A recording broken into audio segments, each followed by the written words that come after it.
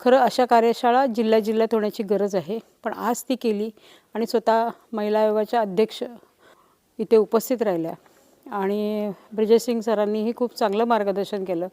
मला वाटतं कायदे बदलत आहेत, महिलांसाठी वेगळे कायदे होत आहेत आणि मोठ्या संख्येने माध्यमातही महिला पत्रकार काम करत आहेत आणि त्यामुळे अशा महिलांसाठी कायदे आणि त्याबरोबर पुरुषांसाठी पण माहिती असायला पाहिजे.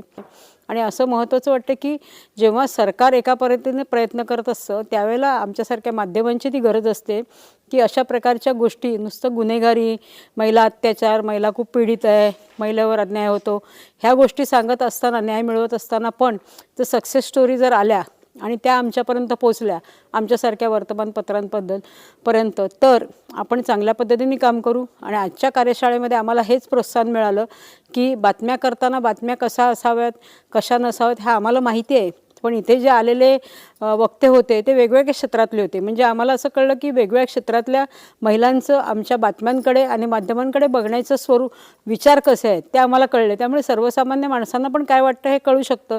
त्यामुळे अशा प्रकारे जर आपण जिल्हा पातळीवर जर हे घेतलं तर आमचं वर्तमानपत्र पण ग्लोबल टाइम्स पण आपल्याला सपोर्ट करेल आणि अशा प्रकारचे कार्यक्रम वारंवार घेतले जावे असं मला वाटतं.